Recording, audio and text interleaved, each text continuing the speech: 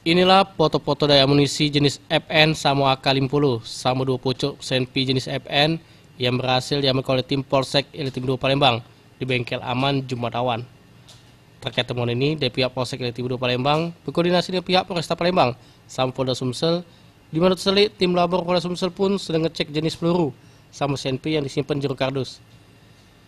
Berdasar data yang diinput Val TV, awal pasca ada temuan ini pas pihak bengkel aman yang mesen onderdil dari Jakarta, Inta, dikirim ke Duo Kardus.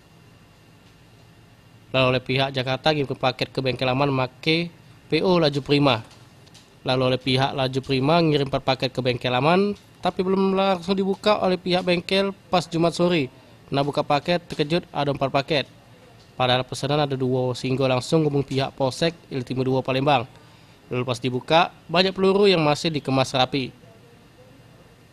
Terkait temuan ini dari pihak kepolisian, baik Polresta Palembang, Polda Sumsel yang ada di Polsek IT2 Palembang, masih belum galak ngasih komentar terkait temuan ini.